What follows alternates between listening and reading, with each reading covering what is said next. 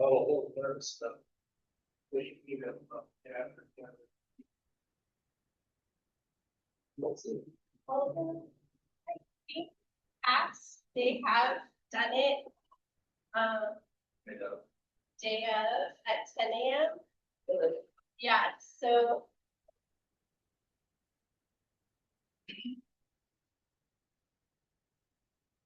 It also occurred to me, I need to, get the regular time of the interview.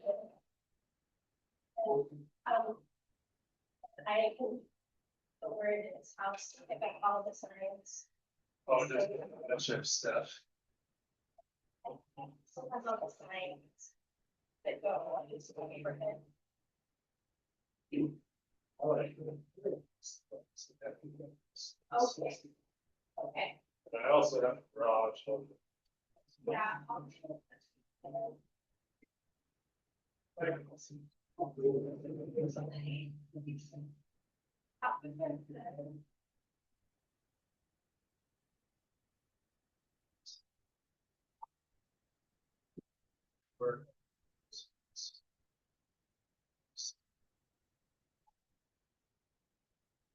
Then what, well, 7.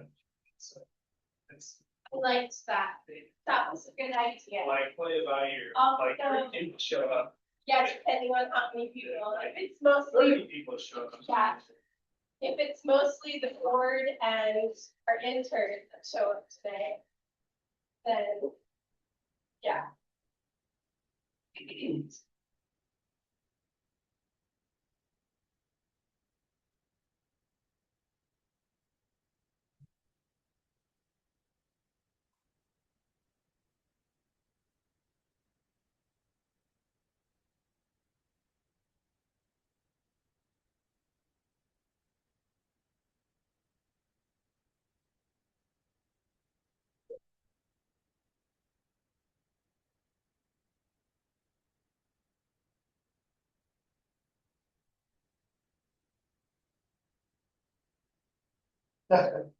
Pretty good news that I called and emailed, I think twice. Alicia, You called it, Alicia, Did she get back to you? Yeah. Okay, she got back to me, yeah, she's here today. that she knows who did, Pushing up to her emails. or just now said never think that person. Your great song, your great escape email will forever be Like, connected. with the city, I'm like, I'm not even doing anything with that small business I started in 2024. Doing zero with that.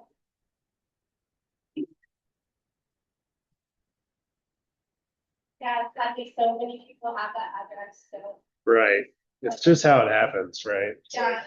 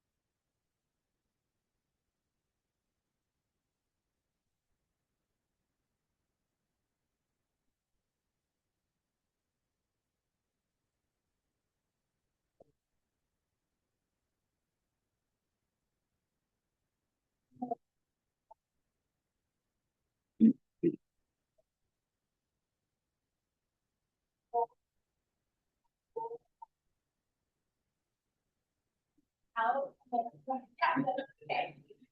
You're good. Do you want me to run this for you? I was gonna see how it goes. My dear creative. That's brave of you. I would be happy to support you if you like. Yeah, well. I just know that readers of past eras struggle with it, and that you're a little more tech savvy than others, but Perhaps. Perhaps. Yeah, people have been emailing, did they go to like people other than me? I just barely saw it. Yeah. The, I don't think Alicia is, well, yeah, she will. I'm, okay, that went to you as well. That went to you. Anything else I can help with? Okay, I've got mayor update. Plan.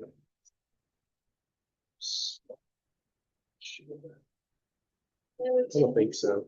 Hi, how are you? Good. I even check to see if Scott's on there.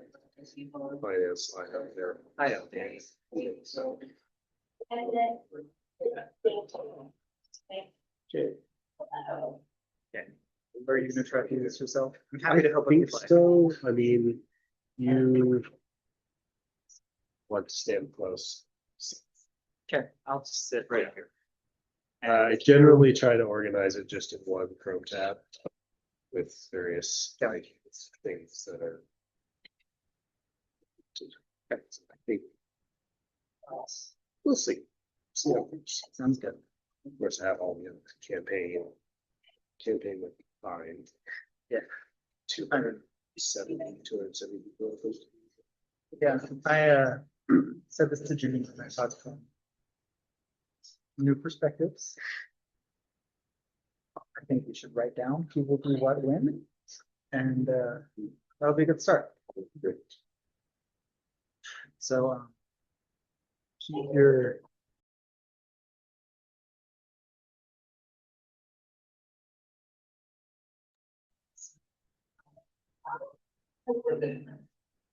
would you like me to grab an agenda for you?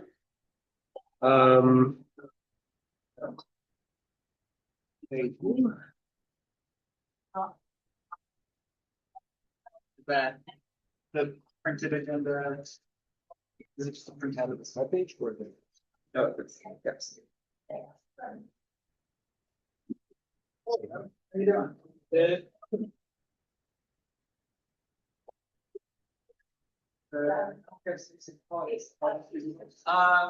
There's yeah, I did. I there's some ups and downs. I lost my cat. Oh, I'm so sorry.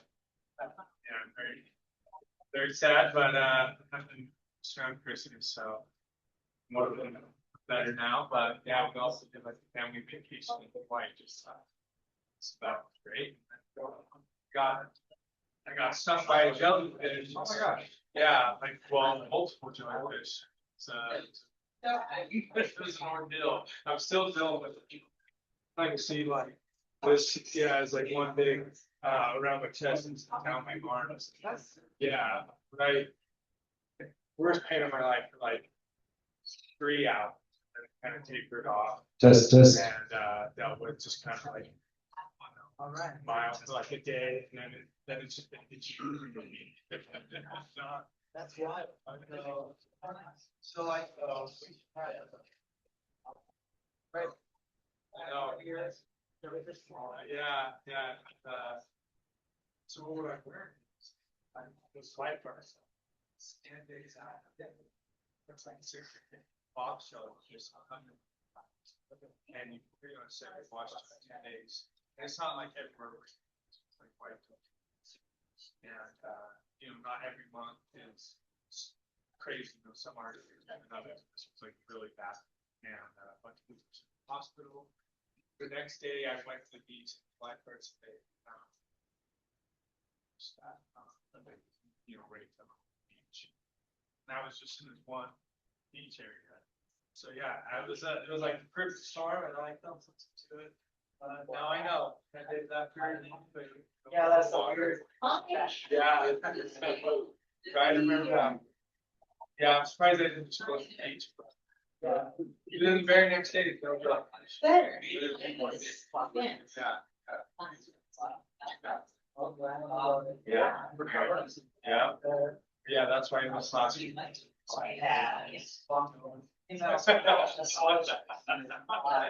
Yeah, that's good. Maybe the jellyfish thing down. Yeah.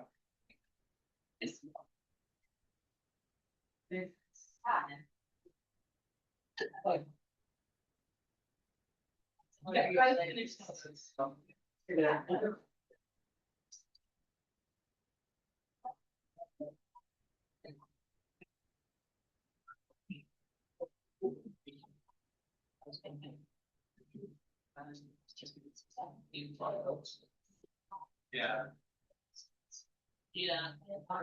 We should all members and. So, yeah, I almost felt like electrocution is just. Now people know what electrical. Just like, oh, shock. First, actually, I had got hit on my face, back my calf. And it was more of just like. BC. Like this testing. Wasn't even that big. And I should have just got out of the water. I was like, you know,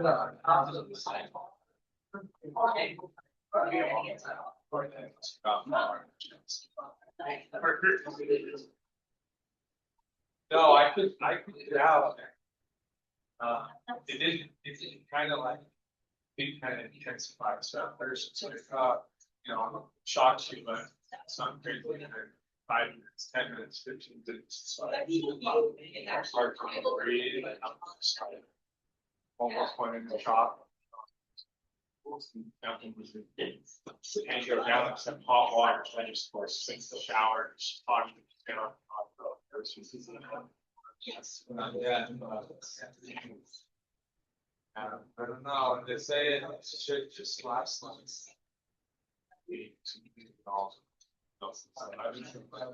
Or some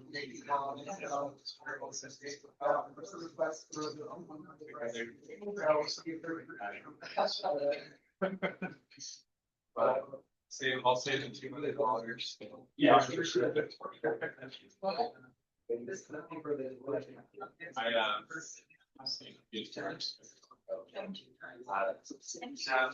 Yeah, it was kind of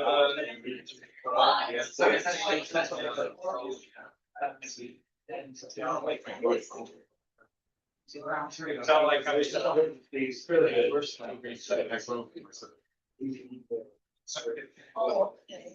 going for like 3 or 4 hours. It's really yeah, I wouldn't say. But yeah, hopefully that comes in. I'll be back in Hawaii. I can't see I have to. I see some other. That's something that will be On on out of the water with assets. Each one guy. They're kind of like hard to see, but they're transparent, like it's like right in. Yeah. So I was getting a little bit I see it was like required. They were getting like really short, which is yes, ended. From wind, so it's like a perfect on time at that. I wish I saw one. I never see one.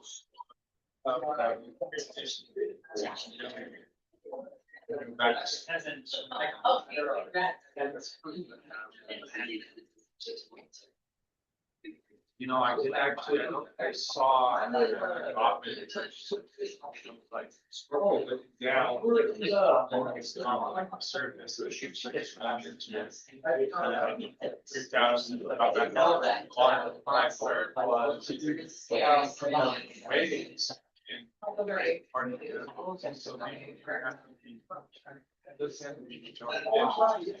floating tentacles.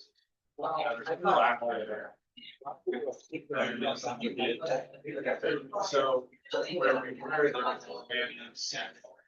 And they were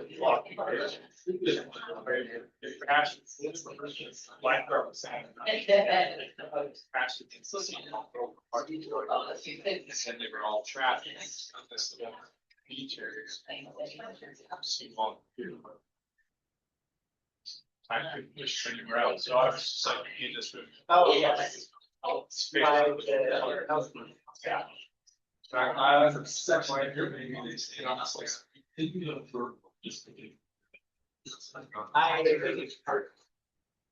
mean, I saw Yeah.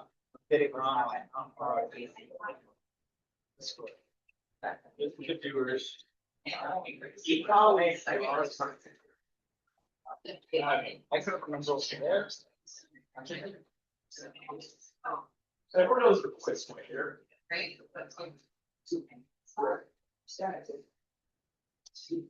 Yeah.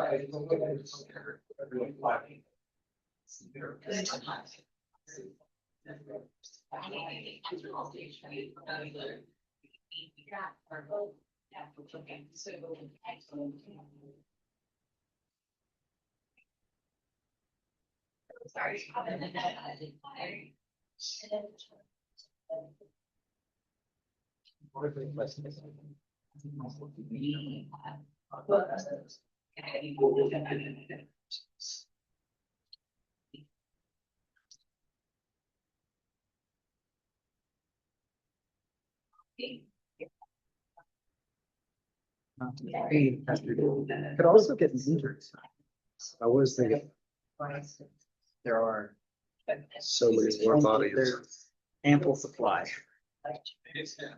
Yeah, that's it. So I got, you know. I know you did. Well, Stop. very gracious. Yeah. No, it was just like. I live on Saturday of the street. But stuff you all do over here. And I'd like to. I'd like to eliminate.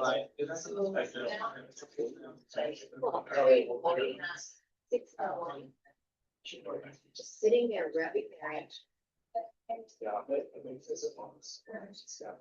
Yes.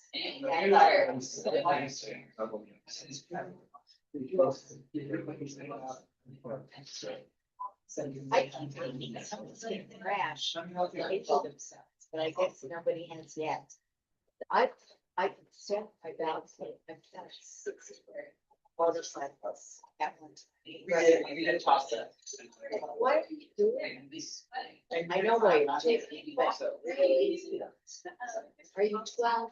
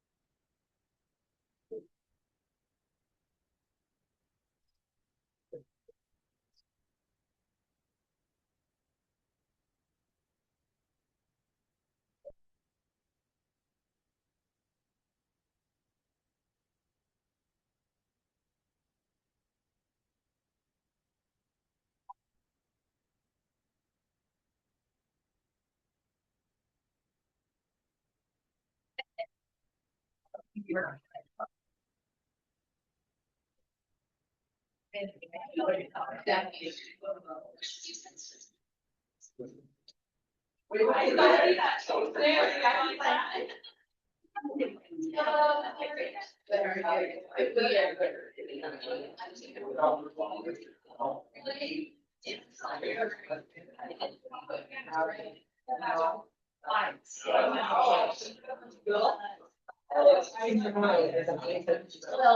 was, yes, there. Yeah.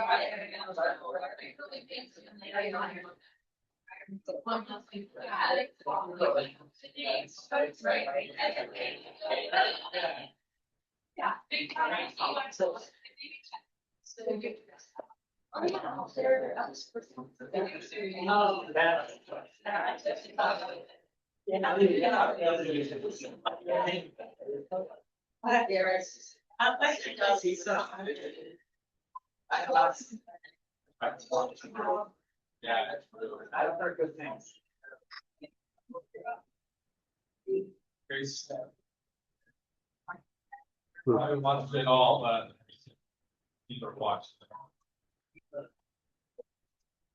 I would say, well, aren't you? Very great and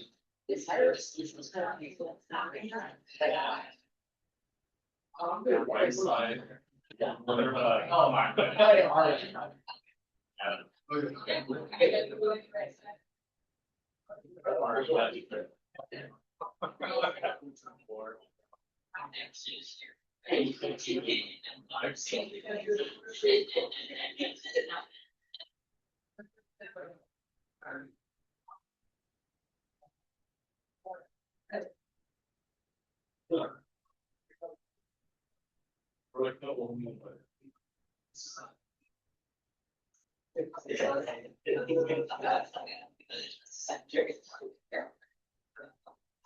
Did you get my?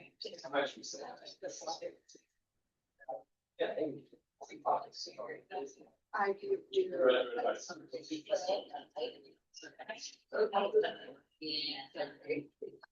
Yeah, so-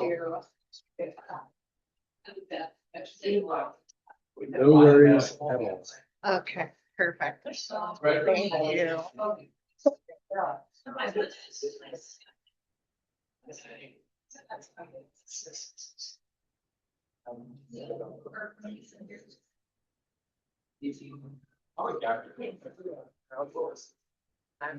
I was really in bed.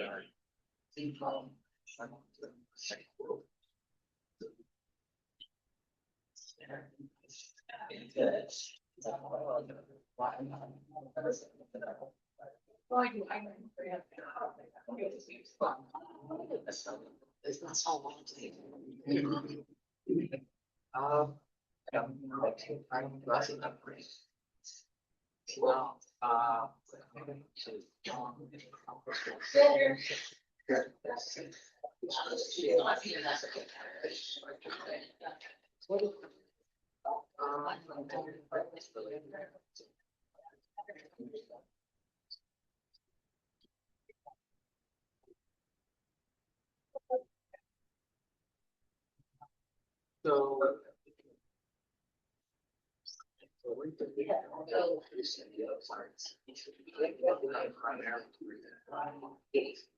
So.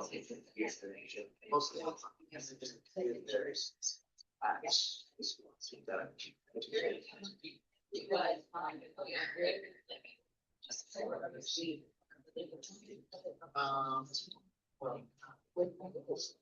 well, that's a good.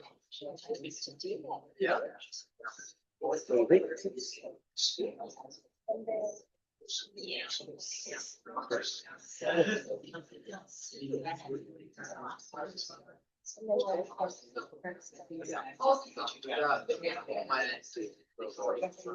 Whatever she gets here.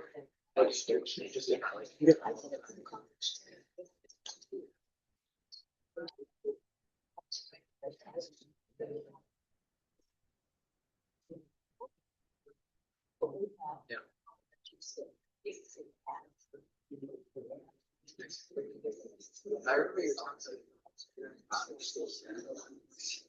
Was it the television?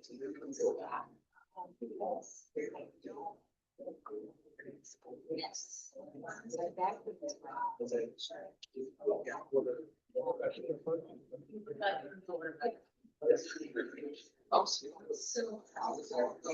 I don't think I ever told you. We were talking, or even thinking about like saying that down.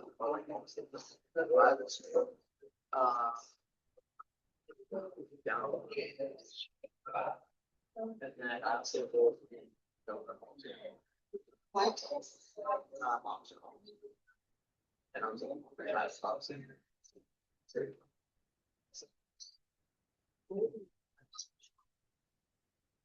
Like monster right now. Well, right now,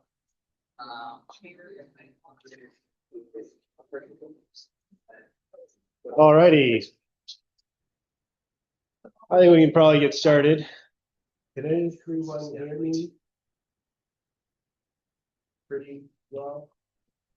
So for those of you who don't know, my name is Jonathan Bruns.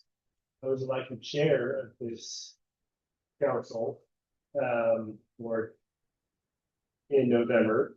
And so this is kind of the first time that I have like public speaking in a while. So please give me some grace, as I work through it. So thank you. We'll introduce the vision and the mission of this. Should I do that? Mm-hmm. Okay, fine. Thank you. Sounds really loud, but the mission of this council is to strengthen the community by educating, engaging, and uniting residents through inclusive dialogue and programs that improve the quality of life in the neighborhood and broader community. We vision a CapHill Hill where all people feel a sense of value and belonging and are empowered to contribute to the civic life and the well-being of the community. Those are from our bylaws, which have been recently updated. So you know me, and I want to give you an opportunity to meet on paper Jake Seastrand, who will be the chair-elect. He unfortunately talked to me earlier today. He is down with cold, doesn't want to spread it to everyone, so he will be attending later this year. He'll get to meet it, I promise. Scott Pauli is also not here, but he has been here quite a lot as our communications guy. Does a lot of our emails and all that stuff. He's transitioning into treasurer this year. Sam Adams was the treasurer last year. Almighty, awesome. And now will be the recording secretary this year. And Metcalf also told me that she was not going to be here. Pretty interesting happenings all today, but it happens. And she'll be the corresponding secretary for this year, try to coordinate official business and get people the information they need in the best way possible. We also have interns, which I don't know if I'm going to be able to recall all of your names right now, but can you introduce each other? I'm Sandeep Solakola, and I'm an intern. Maybe what you're doing. Yeah. So I am on the community engagement and then also the communications board as mentioned. And those are two functions that I have, and I go to the University of Utah.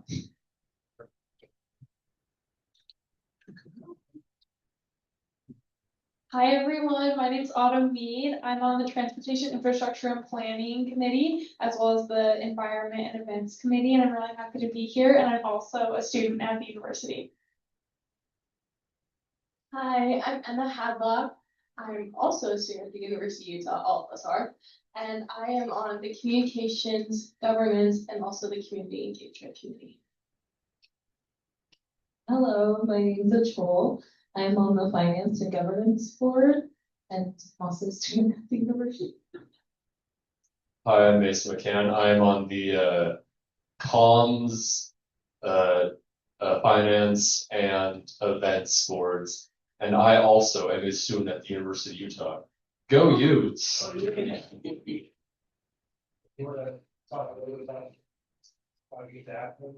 Yeah, so I'm Janine Locke, and I am the site supervisor for our 5 new interns that we have this semester.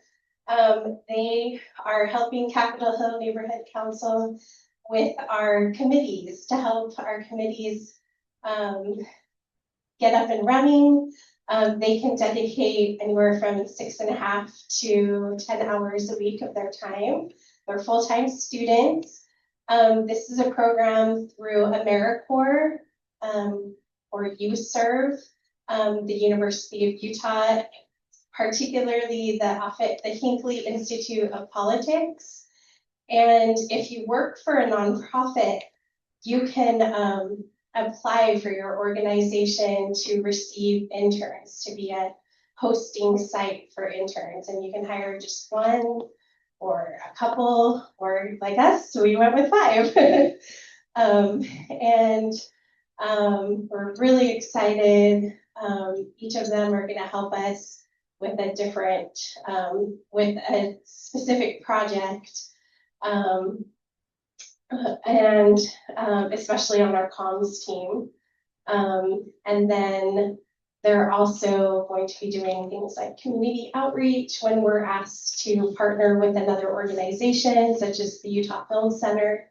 And we get to have a table, or if there's another place where we can let people know about the Capitol Hill Neighborhood Council, that our interns will be helping to be ambassadors of our council. We want more and more of our neighbors to know that our organization exists, and that this is a great way to get involved in our neighborhood and know what's going on and bring more ideas and improve our neighborhood and create what we want this neighborhood to be. So super grateful for our interns. If you have a 501c3 and need an intern, the coolest thing is that they're being paid hourly, but it's not by the nonprofit. So it's by UServe and the University of Utah. So it's a really great opportunity for everyone. Yep. Okay. And then did you want to say anything about committees or later? Okay.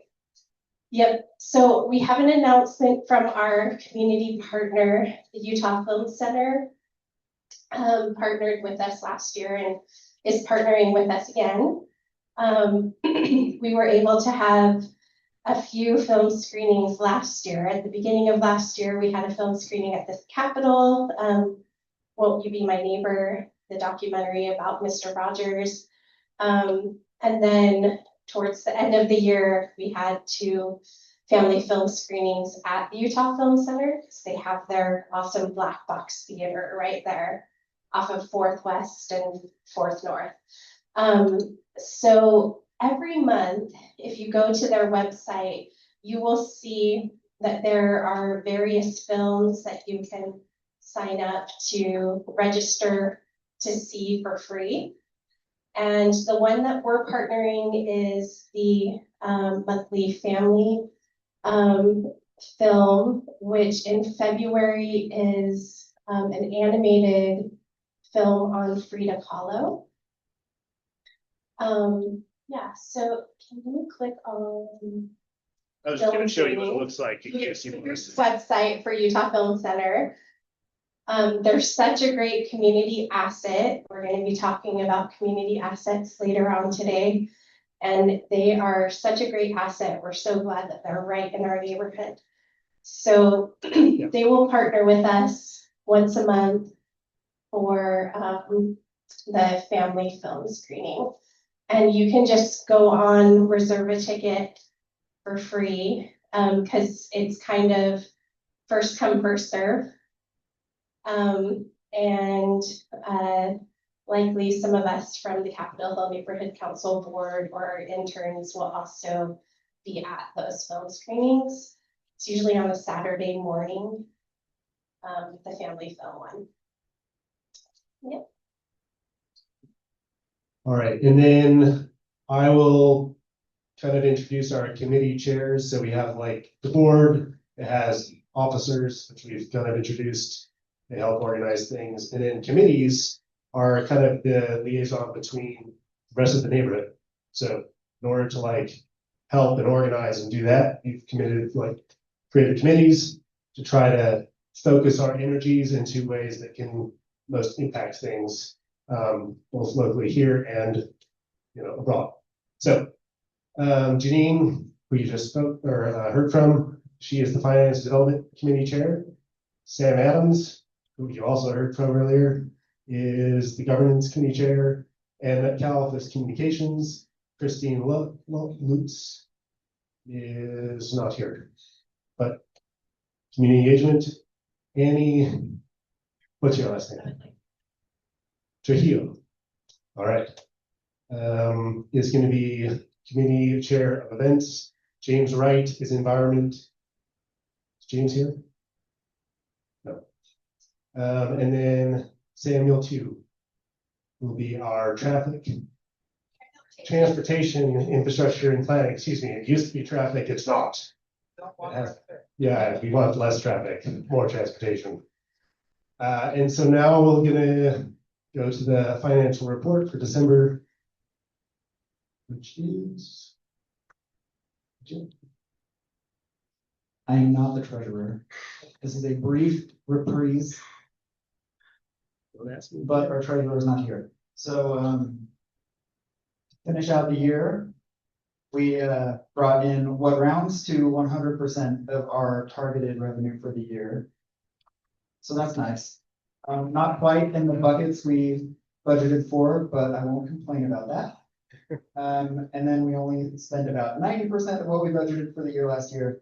So we ended up with a just over $2,800 surplus for 2025. So there you are. We're trying to be good stewards of the community resources that we've been given. So yeah, we have a cash balance currently of just over 15,000 and net assets just under 16,000. You can find a full financial report there, or there's extra copies over by the other meeting resources. And then the one last thing to just make y'all aware of is that we do have our initial budget for the year established. And there are copies of that over there also online, that QR code, which allocates $9,100 revenue as the current target, and then just under that in expenses for the year across communications, community engagement, public safety, and general administrative incidental expenses, whatnot. Yes, are there any questions about financial report or anything else from me, because I'm not the treasurer? Great, thank you, everybody. Thank you so much. And then we'll be kind of continuing on with like the local updates from our local leaders. And I think Chris Morton is first. All right, good to see everybody. How's it going? Happy New Year. So I just wanted to talk with you a little bit about what the council did in December and what you can expect for this year, which has already been a lot of surprises. So in December, the council passed the Ballpark Next plan. So that's what's going to happen with the Smith's Ballpark now that the fees are gone. And that should be really exciting. So you'll see lots of developments coming forward on that.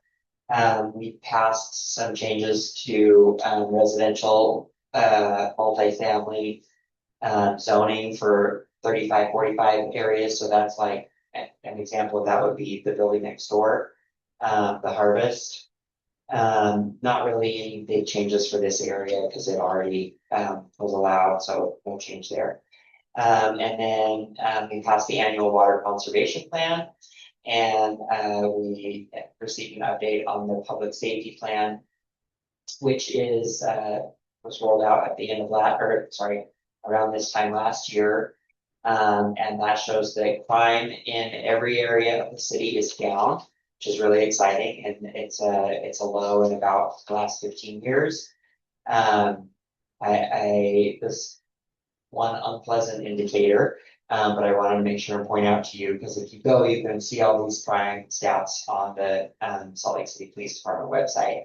But some people have pointed out that there were more rapes reported. The police believe that that is actually because the other crimes are down, and they've been doing more outreach, and so they don't believe that more rapes are occurring, but that they're being reported at higher rates because of the outreach work that the city is doing with our the co-responders, which are social workers, and then that we cross-check that data with like Rape Recovery Center and other resources, and that's tracking the same. So I guess yeah, that's why that one number kind of jumped out to people. And then preview for 2026. So we have a new council member, on the council, which is Councilmember Erica Christensen, Erica Carlson. She's representing District 5, so that's Liberty Wells, 9th and 9th area, Ballpark, replacing Councilmember Garamano, who was on the council up until January. That we elected new leadership for the council for the year, so Councilmember Poi will be the council chair this year. He represents District 2, which is Poplar Grove and Glendale. And then we elected Erica, threw her right into the fire as vice chair. And then for the CRA, the Community Reinvestment Agency, we have Dan Dugan from District 6, that's Foothills area, and the vice chair of the Community Redevelopment Agency is Ada Lopez, represents downtown. So, and I'm happy to take a year off of leadership, having served as chair last year, just kind of focus on some district issues this year. One of the big things that we're going to be working on is trying to avoid a property tax increase. In order to do that, we have to either cut or find alternative funding for about $40 million, which is really difficult to do. And the question that we get asked a lot is, how can it be that the city is thinking about raising property taxes? Shouldn't like the rise in our property values that we're seeing be enough to supplement that? And that's always the hope. But the city receives funding from a number of different places, not just property tax. But as you all know, inflation has been a big issue the last several years, and there's no guarantee that property taxes rise in any proportion to inflation. So that's why sometimes we have to make adjustments there. It also really depends on how much income we receive through sales tax, which is a lot more volatile and of course is impacted by inflation. So all of those things, all of those kind of stars and planets have to align to try to avoid a property tax. But we're going to do our best to try to do that. Let's see. We're going to continue to work really hard to defend local control in the legislature. That's been a huge topic every year for the past several years. It's going to be another big topic this year. And that includes whether or not or how cities will be able to enact property taxes. Let's see. There have been talks about also taking away the city's ability to regulate our water and our watershed areas. So we want to control that. We want to be able to continue to control our streets and to the Salt Lake City Airport. So those are going to be big high-level issues that we're working on. Another is the proposed shelter. That there will be a new shelter in Rose Park.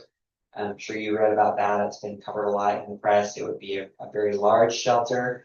And our concern as a city is that we are already struggling to maintain and service all of the existing shelters that we have in Salt Lake City.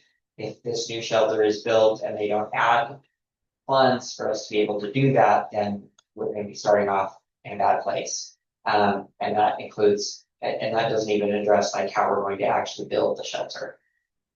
So we're working on that. We want to make sure that if we're going to have yet another shelter in Salt Lake City, that we're going to be able to address all of the issues that come with that. Let's see. Fleet block development. So we are also moving forward on developing a fleet block, which is an area or almost an entire city block that's between on 3rd West between 7th and 8th South. So if you're ever on your way down to Target or Lowe's or whatever, and that big empty block is where we're hoping to add mixed use. There could be some living or some residential units there. We want to have some business and commercial available there. We want to have some community space there, and then green space sort of at the center. So we're going to move forward with more of that planning and visioning this year. And then we also have some big parks and trails improvements. We're hopefully gonna get 2 trailheads that are gonna be opening. Both of those are in the avenues. Hopefully seeing some updates to the Ensign Peak trailhead as well, though. That's from a CIP project that I talked about a couple years ago when that was passed. So we're gonna finally start seeing some actual building from that. And then, of course, Warm Springs Park, making sure that, this community's participated in multiple studies for that park.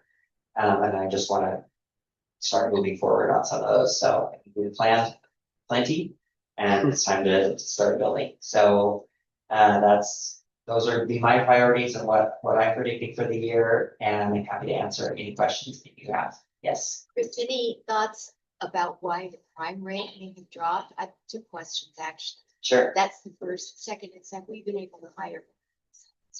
Yeah.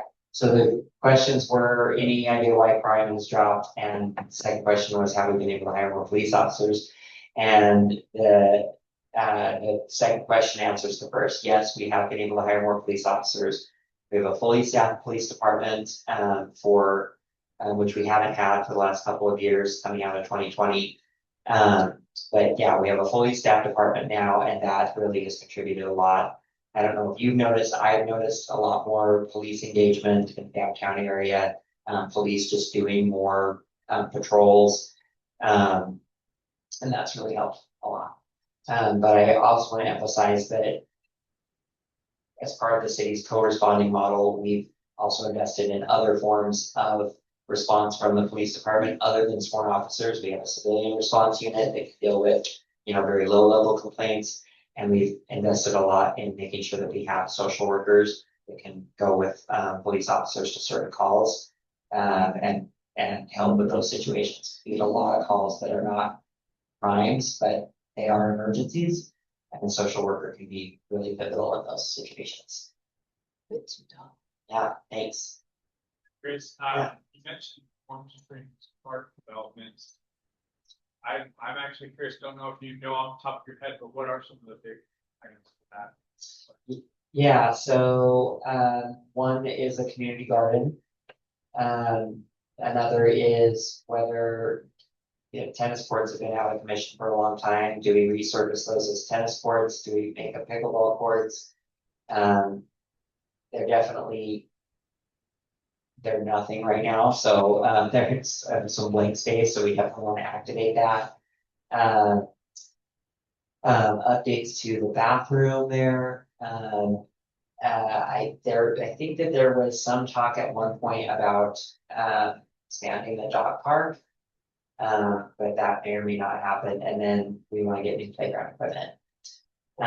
There also is a lot of talk about because actually Northgate Park, which is most people don't realize is a different park on the north end of the building, at the Warm Springs building, is where the actual Warm Springs are located, which is a sacred site to indigenous tribes in the area. So we've been trying to get a lot of input on incorporating some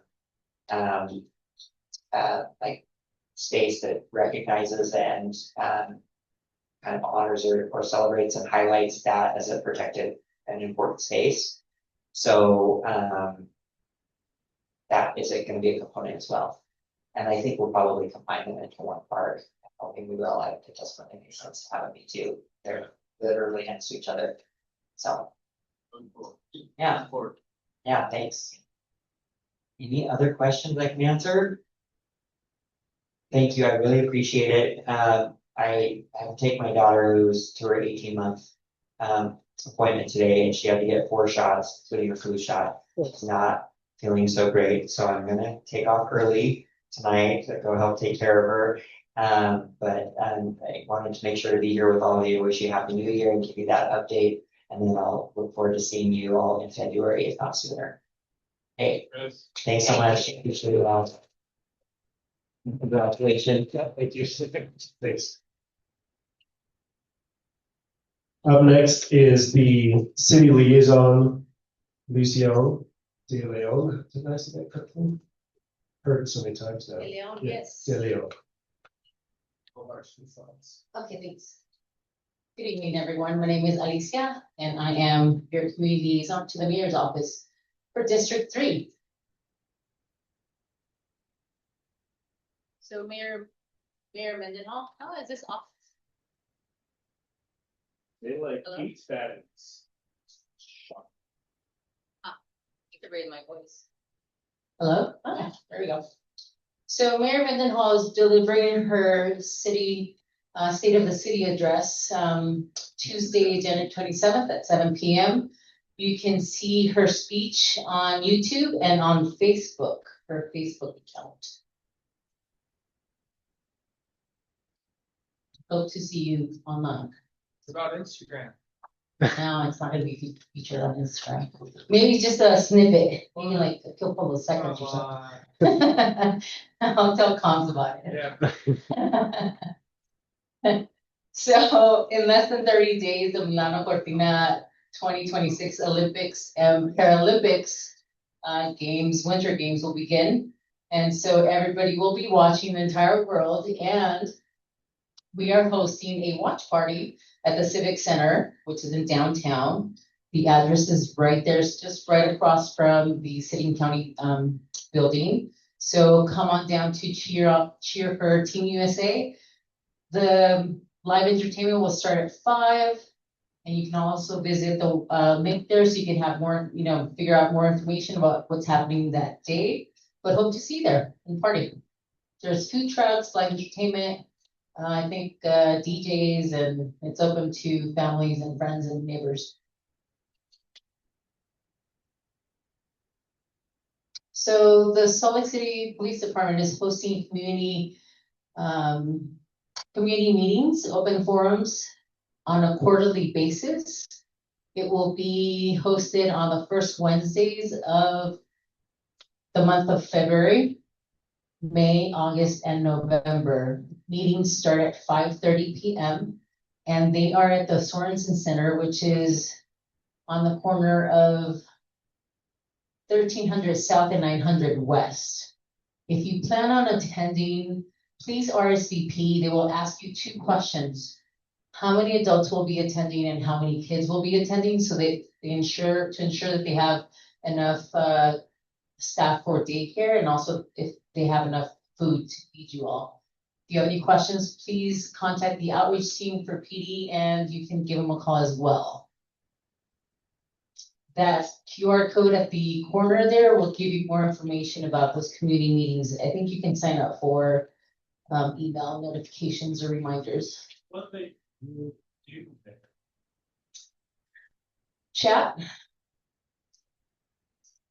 So if you have concerns, if you have recommendations, if you have questions about your area, district, neighborhood, I think Chief Red will be present. I'm not sure at how many, but he'll be present.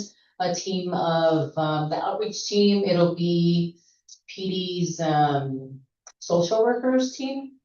So, I mean, it's going to be a big team for you to, they'll have resources there. So it's more of a community engagement, checking in, seeing what the community needs or what they're interested in, things like that.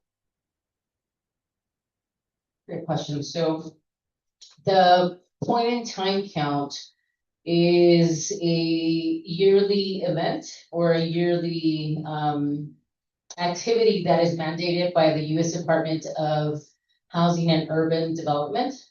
And it helps them to figure out how to allocate their resources to folks who are experiencing homelessness, particularly here in Utah. The point in time count is a survey in which volunteers go out on 3 particular nights, which is the 29th, the 28th, and the 31st. And the folks are counting those who are experiencing, who are sheltered, who are in emergency housing and transitional housing, and unsheltered people experiencing homelessness in every single night, the 29th, the 30th, and the 31st. So there's training involved on January 26th.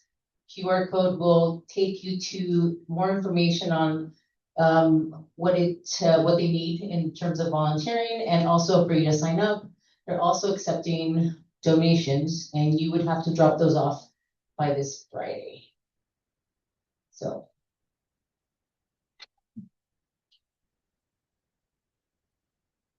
For the Warm Springs Park and North Gateway Park, the stabilization project was finalized in December.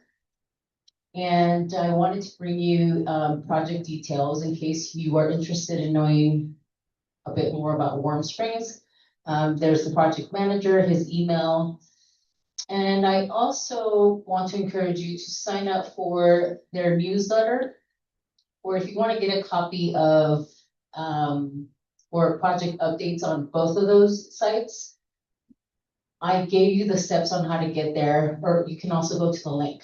So basically, if you go to SLC, for example, slc.gov, and you put, there you go, and you put in Warm Springs, I'm sure it will lead you to that page. So there you'll see sign up for updates, and if you go all the way towards the bottom, okay. Not too bad. Yeah, there you go. There's the report for, which one's that one? That one's for, yes, for the, I think this one is for the parts. Anyways, I just wanted to show you the page and just to remind you that you can sign up for their updates and also download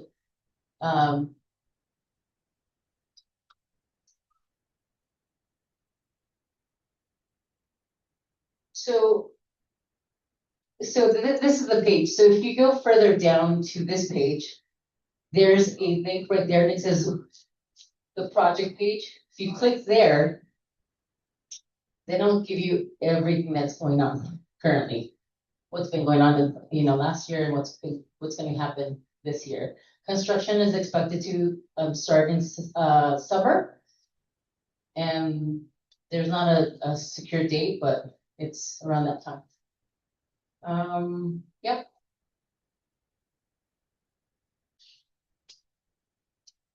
And the last bit of information is that residents and visitors are invited to experience a symphony of disappearing sounds for the Great Salt Lake. It's a new artwork by the Icelandic Danish artist Oliver Eliasson. So his artwork will be comprised of musical composition and light projection that will be placed at Memory Grove for 10 nights between March 26th to April 4th from 9 to 10. You can follow him or his work on Instagram. You can also sign up for the newsletter, or you can email Andrew Shaw at the Arts Council to figure out, details on this this experience. So the music for the public artwork uses field recordings of local animals and natural phenomena drawn from existing archives, as well as new recordings made for the project. So the broadcast within the city is these seldom heard sounds make explicit the relationship that connects Salt Lake City to the lake and its surrounding environment. So that's the intent of that piece of art. So you're welcome to go check it out. And here is my contact information. Yes. Yes, it's free. That's a good question. Any questions, concerns, comments for the mayor? You may text, call, email me.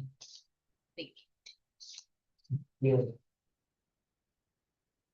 So Alicia, I do have one, and I may have goaded some people here with it tonight, but that is the Chapel Hill Community Plan update. I was wondering if you had any information about that. And if you didn't, that's kind of okay. It's a surprise. I don't, but I will for the next meeting. Great. And or I can send you an update via email if you want to post it online. That would be cool too. Yes, okay. But while you're all here and looking at this page, I wanted to bring your attention to the survey that the planning department has for our community. And if you click the link, Um, It looks similar to some of the other transportation surveys that we've seen recently, but anyways. Help influence what happens. This is a great way to do it. The link is in the email. The link to the page is in the email that you got. So please take the survey. Yeah, how does this survey differ from those, when UDOT came and did the open house and there was surveys and customer feedback then about this plan? That's a great question. I guess Salt Lake, I wonder, working in conjunction with UDOT or they're kind of both? The question was, what's the difference between the UDOT survey and this survey? I do know that this survey is related to the plan for the area, which is kind of a much longer term, like a 15-year, 20-year plan. So sometimes can be on a different time scale. There is a document that's in 2001 that I've read before that, talks about what this community should be. And it was pretty interesting then, but they're updating it. So take the survey. You're here. Oh, I was. Do you want to? Well, so UDOT is obviously a state entity that. UDOT is a state entity that manages like the state-owned roads through this community, but then this is a city-specific document that governs the boundaries of North Point and Capitol Hill. And it's for city planning, that the philosophical guide for how the city should develop the area. Yeah. And we'll have an opportunity to talk about this. The traffic, Yeah. Okay, I was. Yeah, we'll try to talk about it. Yeah. In this a little bit. Oh, thank you. Sorry to introduce. Oh, that's okay. I apologize. I can introduce myself. There's a lot of familiar faces, but for people who I haven't met, my name is Ashley Anderson. I represent you on the Salt Lake City School District's Board of Education. And so for the Capitol Hill boundaries, that includes Washington Elementary, which is just up the street, and West High, which is just down the street. And obviously, the biggest update I have to share with you is that the construction for the new West High has really, commenced. And you'll notice that area, they call it grubbing, I think, when they level the dirt and send everything out. And now that project is going out to bid. So you'll see that the school is beginning to be built soon, but it will be a really long process. There are neighbors who I know have reached out, with concerns about construction or the traffic that's coming onto their street. So I encourage anyone who does have a problem with that construction just to reach out to me directly if you want. My email is just my name, ashley.anderson@slcschools.org. But if you visit the school district website and you click on the bond landing page, the bond construction page will take you to a direct link where you can email staff who may receive your message a little bit faster, because that's who I'll send your message to. So you can also have a direct link that way if you're having issues with construction. I know that many of us are really excited that there will be a new high school for West, where the students here have the same quality of facilities that our neighbors in Davis and Granite have when our kids are traveling for athletics and activities. But it will be a long process, so I encourage you to reach out. Other things that are going on at the school district, we have Science Fair, which is seeking judges for the district fair. So if you're interested, I encourage you to, again, look at the district page and sign up to volunteer, or let me know if you'd like to find a way to volunteer in our schools. We continue to have a lot of success with West High basketball, girls basketball being ranked at the top of the state 5A rankings again this year. We also have had a lot of success in swimming and other activities. Supporting sports throughout the spring is a great way to help public education, because the legislative session sort of looms large for us in public education.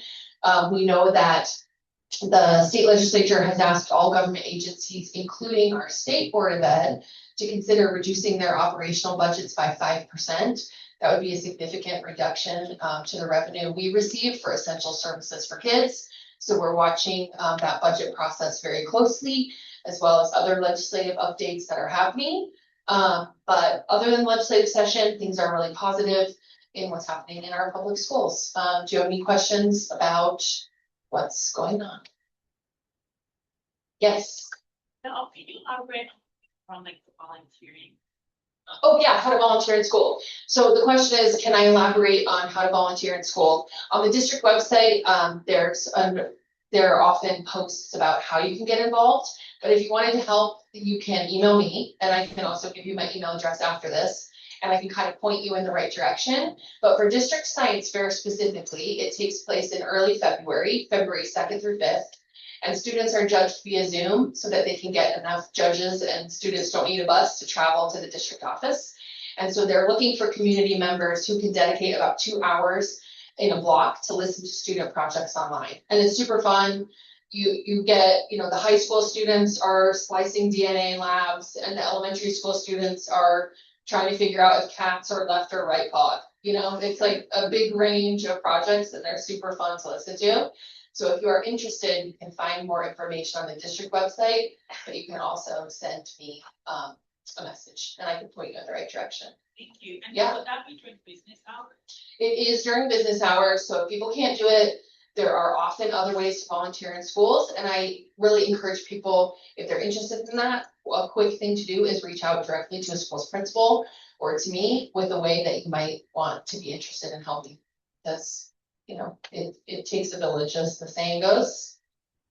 Thank you for asking. Any other questions about what's going on? Yeah. So, with the state board suggested cuts, one of the programs that they're talking about cutting is the TLI program. Is there anything that like the school district is able to do to advocate for? Yeah, so what we would ask you to advocate for as well is what's called the flexible allocation. So one thing that the legislature did in the last session, which was really difficult, or 2 sessions ago for our district, was they rolled a bunch of expenses into something called the flexible allocation. And what that means is in the budget, I'll try to explain this as succinctly as I can. In the budget, there used to be a line item for DLI, a line item for Beverly Taylor Sorensen Arts, a line item for gang prevention. And they took all that money and rolled it into a lump sum and distributed it equally to districts based on the average salary. What that did for our district was reduce the overall amount we received for DLI, the overall amount we received for Beverly Taylor Sorensen Arts, and the overall amount we received for gang prevention and a bunch of other services, because we pay teachers higher than the state average. So essentially, we were punished for paying teachers a good wage by having our amount of funding we receive reduced.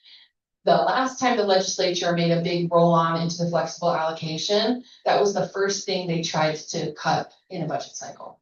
So the thing you'd want to advocate for, if you want to advocate for DLI, which for those who are not familiar with all the education acronyms, is dual language immersion. So our students who go learn half a day in one language and half a day in another language, you would want to say we need to preserve the flexible allocation, which is what funds dual language immersion. And we certainly advocate for those things. School board members at districts across the state meet on Fridays during the legislative session in what's called the Joint Legislative Committee.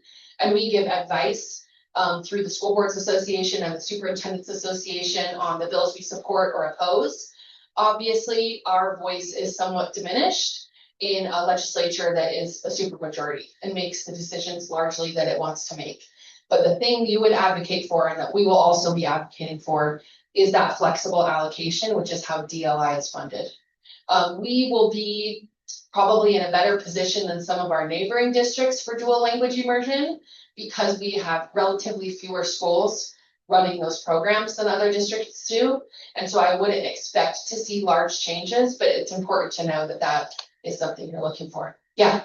Yeah, I would recommend you advocate for it, like, it's like, you'll write in your congressman type thing, or? Yeah, so what's happening at the state legislature, you can write to our representatives, and for this boundary, I think most, if not all of us, are represented by Senator Todd Weiler, who I point this direction because he lives in Davis County, and we're represented by Jen Daly Provo, who often comes to these meetings. So those are 2 people who you'd want to reach out to. But the committee that makes this determination is called the Public Education's Appropriations Committee.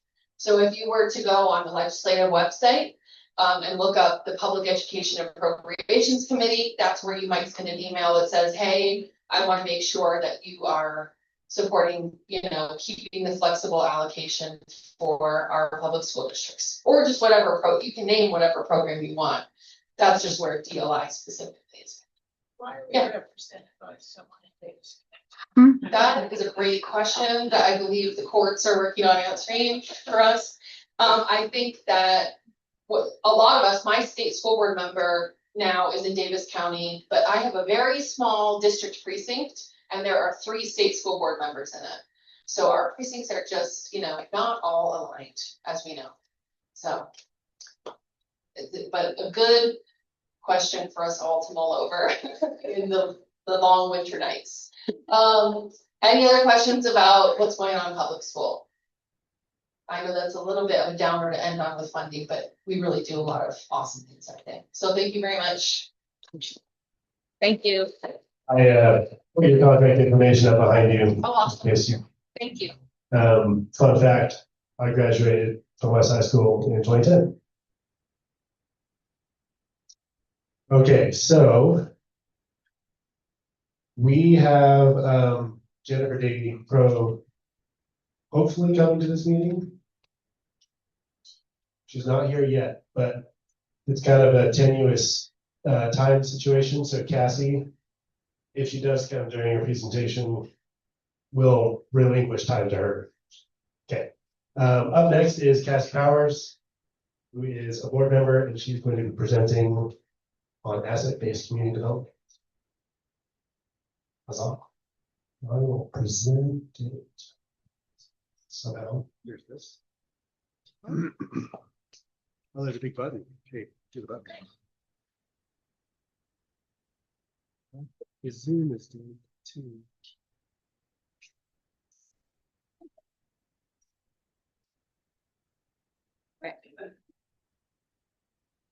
All right, I'm gonna pull up notes here too, but it's not coming up on the presentation there.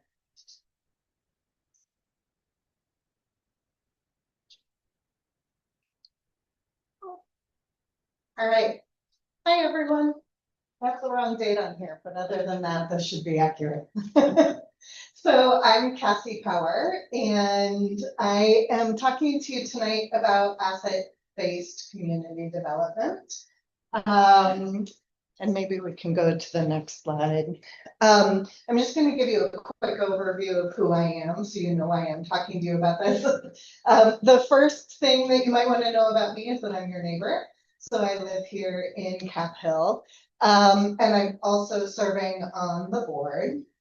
And then my professional background, I am a social psychologist, and I have a joint PhD in social psychology and gender studies. And throughout my career, I've worked on community engagement. And I'm also a small business owner where I work on community engagement and helping people connect with each other more meaningfully. So I'm presenting on this because I care about it, is the short story there. Okay, but why am I presenting on it at this meeting? Well, the reason is because our mission, you heard it at the beginning of the meeting, right? Is that we're supposed to be improving the overall quality of life in our neighborhood.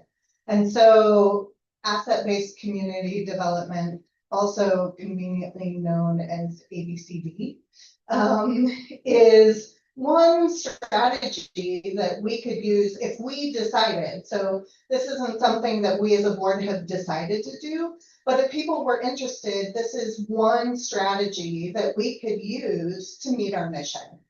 So I'm going to tell you a little bit about what asset-based community development is, so that we as a group can decide if this is something we'd be interested in doing together.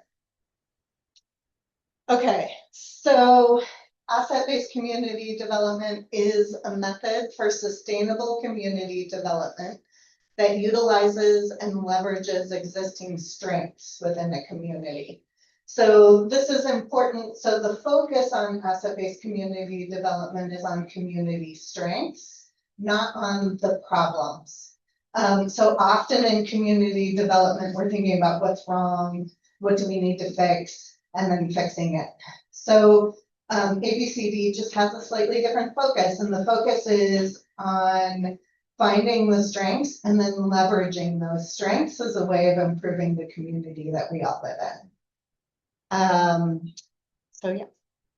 So there's a process for asset-based community development. It's kind of a 3-stage process. They can overlap and you can move back and forth between them. But just for the sake of ease, I'll kind of talk about them in order. So the first part of the process is a discovery process, which I think is super fun. So what you're trying to do is discover all the hidden assets that are in your neighborhood. And so there are different strategies, and I'll talk about that, about how you can go about this discovery process. But really the first thing you're wanting to do is discover what's out there. And then once you start to know what those assets are that are in the neighborhood, then you're wanting to connect those assets in order to broaden the circles of participation. So the idea of asset-based community development is we want more people involved, right? If we have more people involved, we're going to be a more thriving community. And so then you deepen those connections.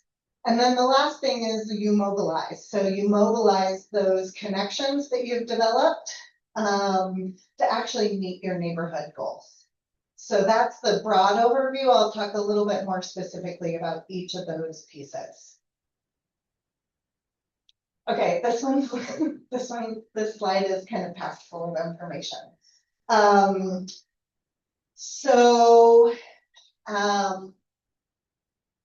When you're in the discovery process, you're trying to discover lots of things about your neighborhood. And so you're wanting to think about what's there that we don't know about. And the way that you can think about assets is pretty broad.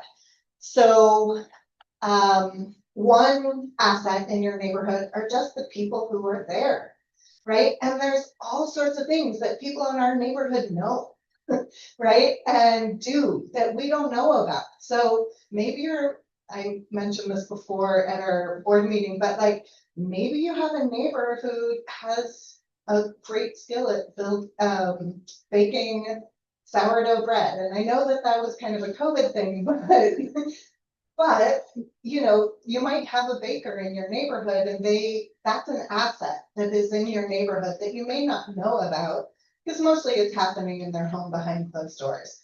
But our neighbors are assets. And so we're trying to discover what our neighbors know and what it is that they might be able to offer to our neighborhood.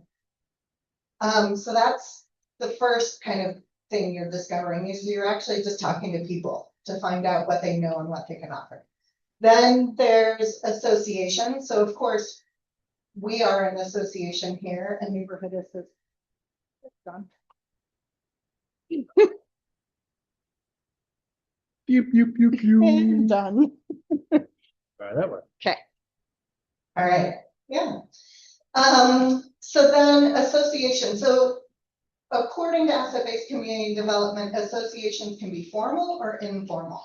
So the way you define an association is it's just a group of people who get together to do something and they do it without pay.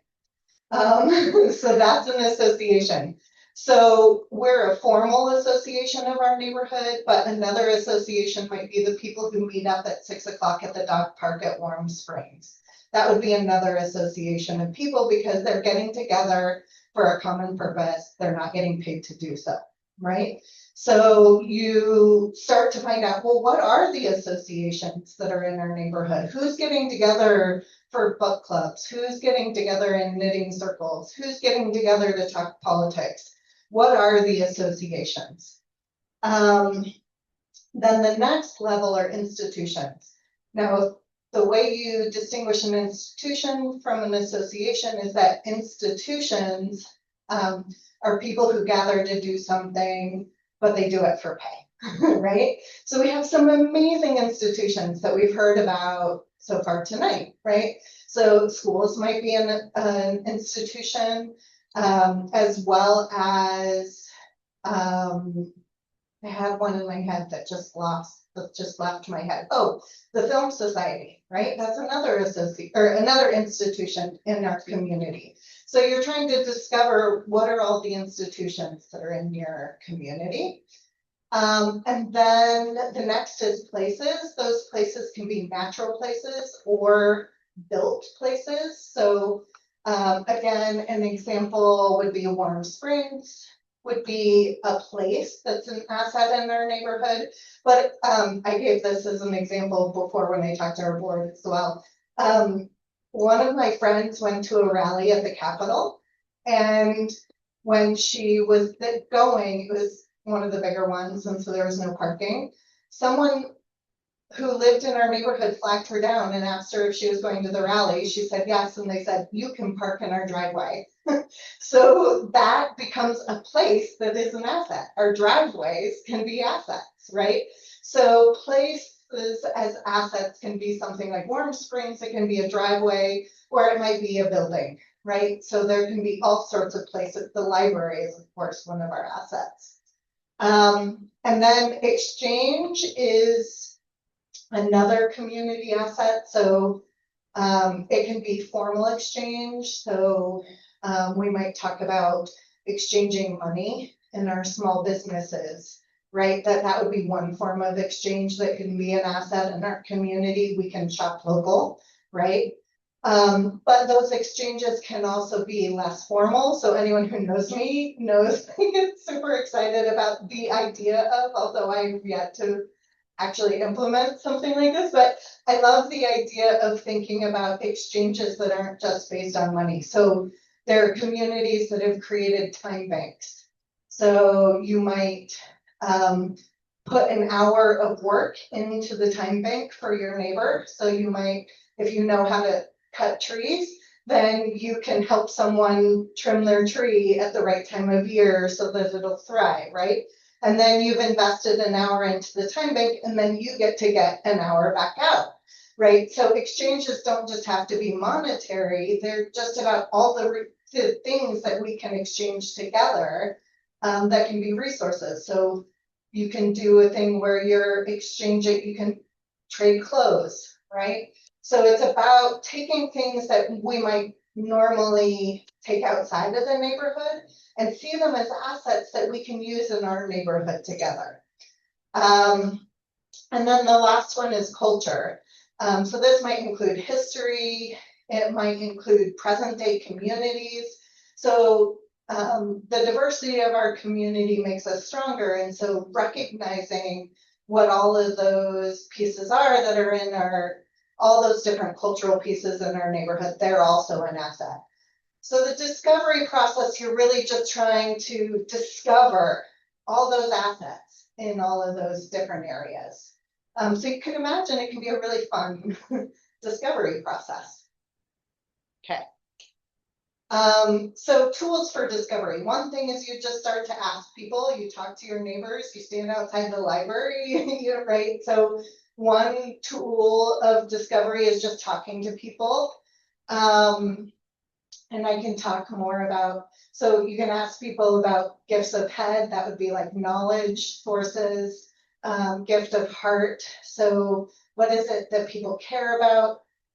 Gift of hands are things that people can do. And then gifts of conscience, there might be someone who's really good about thinking about equity and how we can develop equity in our neighborhood. So that would be a gift of conscience. So you're really looking for gifts from people in a wide range of areas. And then another tool is literally just walking the neighborhood, right? Like we notice and we learn about our neighborhood differently when we walk through it than when we drive through it. Or maybe we bike the neighborhood. But part of that discovery process is literally getting out into the neighborhood and getting out there and seeing, like, I'm so curious about the Bliss Foundation for the Arts or something is right across from the Film Society. But so you actually start to see things and then you can go and you can look it up and try and get more information. Okay, so those are some of the tools for discovery. So then that second stage was about connecting, trying to broaden participation. So the first thing that you do here is you really try to find and nurture the connectors. So probably for all of us, wherever we live, you probably know someone in your neighborhood who knows most of the people in the neighborhood, or knows more of the people in the neighborhood than most people, right? So we want to identify who those people are and then nurture them and help them utilize their gifts to engage in that process. And then the other perspective of asset-based community development, the assumption is people want to be asked to help, right? So often we're reluctant to ask people to help. We don't want to be a burden, but the assumption of asset-based community development is that people are actually waiting to be asked to help, particularly to offer their gifts, because we all like to be part of something bigger than ourselves. And so some of what you're doing there is you're really becoming more invitational and you're asking people, what do you have to offer? And you're inviting them to offer it. And in doing that, they get to be part of this something bigger than just what's happening in their home and their everyday life.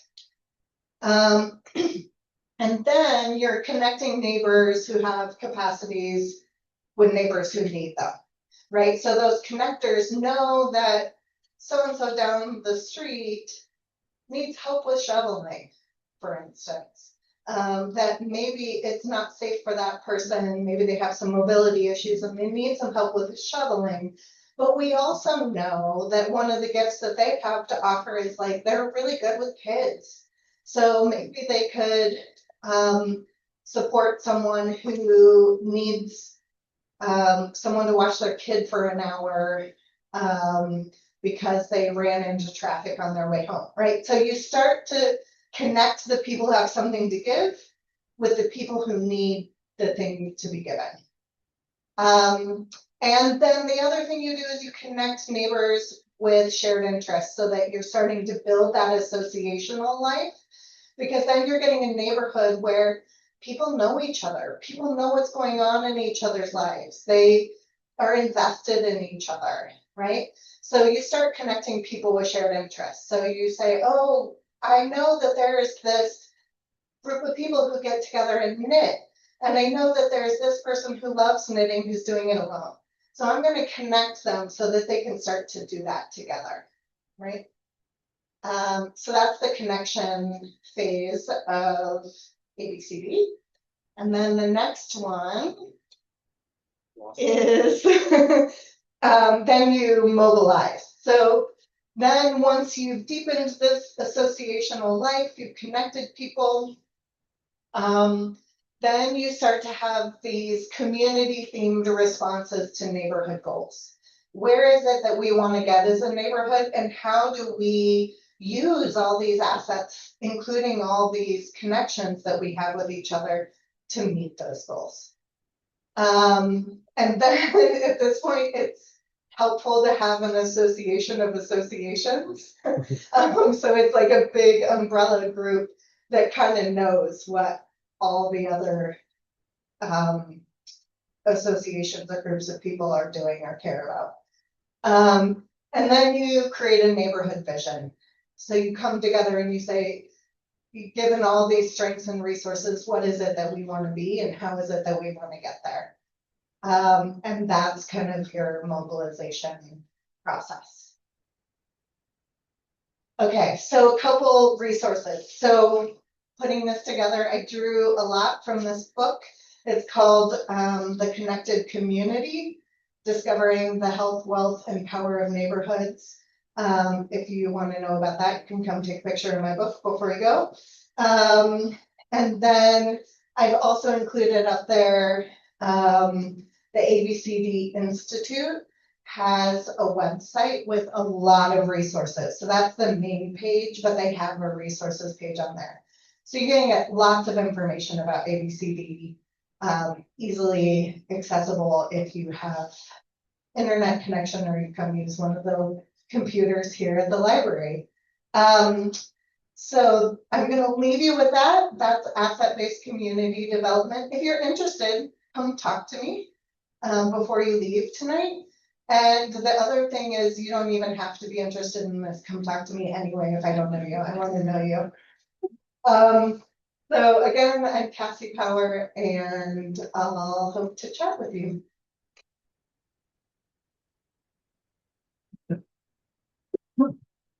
Thank you so much. And we're gonna sorry,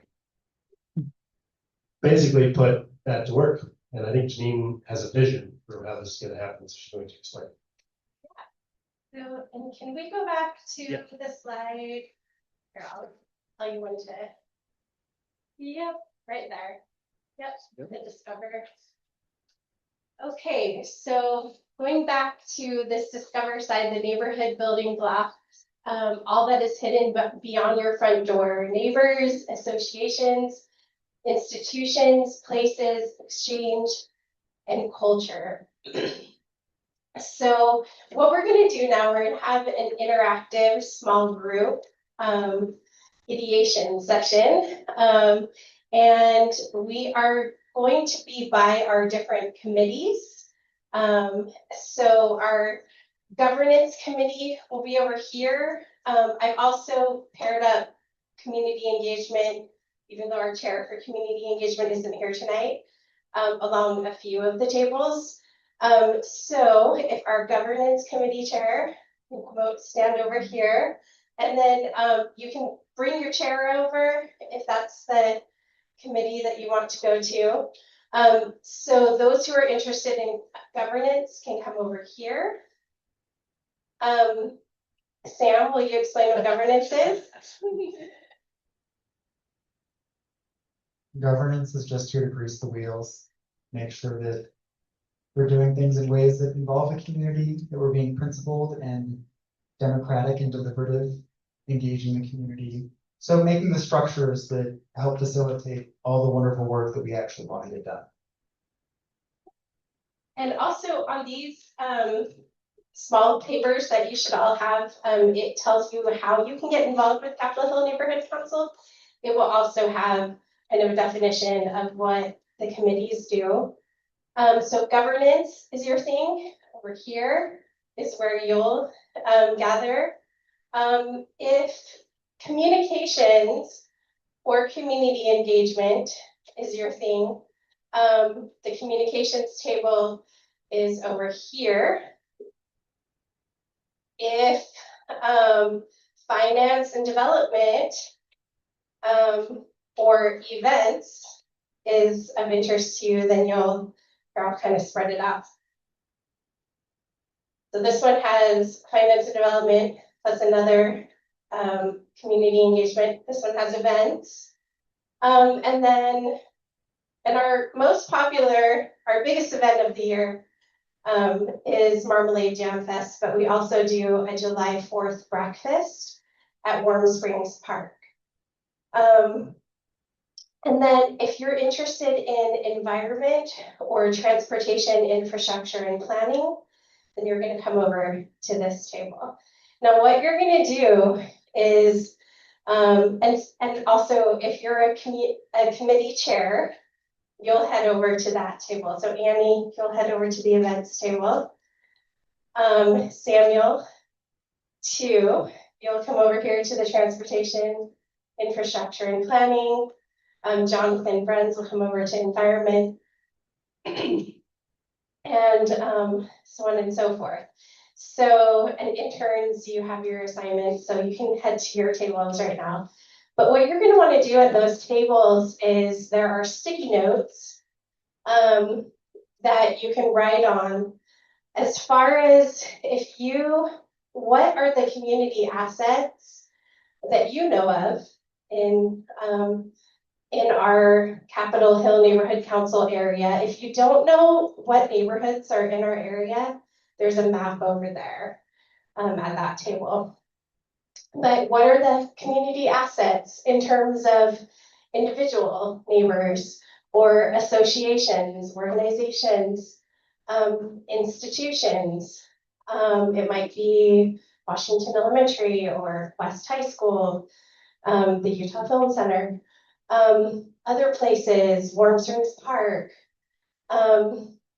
exchange and culture. So if you have ideas of what are our community assets that, and you may be one of those community assets who might like to share ideas in a committee meeting.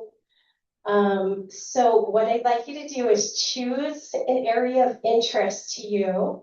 This doesn't mean that you're committing to serve on the committee. So we're not going to hold you to, hey, you came on our January meeting to this table, you're now on the committee. But what area interests you, or do you have talents to offer, talents or skills, or ideas about what assets are in our community? Okay, so that's traffic infrastructure and transportation infrastructure and planning with Samuel, environment with Jonathan, events with Annie. Which one is back? Community engagement and finance are back at this table. This table is communications and community engagement, and this table is governance and community engagement. So everyone disperse. And if you have your own pen, if you brought along your own pen, that's helpful, but we also have markers at every table.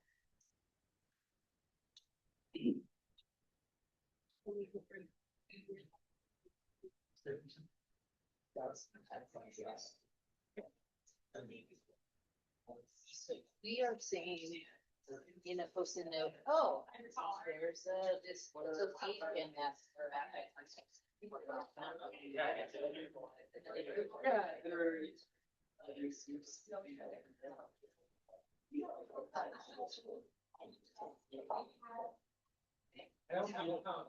Oh, that, okay, sorry.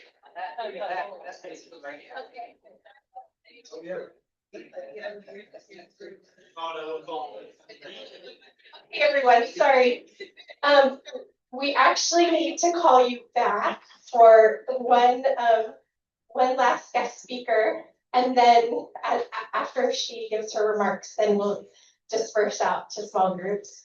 So we are so fortunate tonight to be able to have our state legislator, our representative, Jennifer Daly Provo, here with us tonight. And legislative session just started on Tuesday, so I'm sure she has a lot to share with us already. Day 2. So here we go. Thank you, Janine. Hi, everybody. I'm Jen. I'm sorry I'm late. It's been a tough day 40 of session here on day 2. So thank you. Let me just take a moment and say thank you for being worth fighting for. Thank you for being the community that I am so privileged to serve.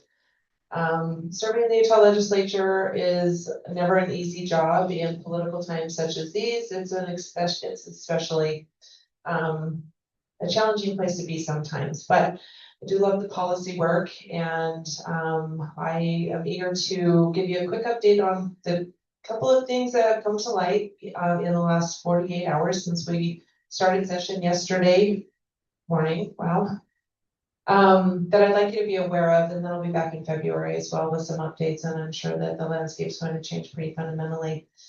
So one of the biggest things that I think people need to be aware of that doesn't hit the highlights in the press as much is the budget crisis that we're in, which seems really weird because we hear all the time about Utah being, the economy being so good, and we're the best managed state, and isn't that wonderful, yada, yada, yada. But what we're facing right now is the confluence of a couple of things. First of all, the Utah State Legislature has cut income taxes every year for the last 5 years to the tune of about $1 billion in decreased revenue to the state. Now, of course, you can make the argument that that's $1 billion more into the economy, and that's great. That's not a bad thing. But the degree to which individual families are whose their standard of living is improved by the, those incremental things is not as robust as I believe it should be, because the vast majority of those tax cuts actually flow to corporations and businesses in the state of Utah. But what's happening is that we've cut taxes so much that we're now losing the ability to have resilience to some of the great budgetary fluctuations that are now coming out of the federal administration because of so many changes and the federal debt crisis that we're facing and decisions that have been being made in the executive branch.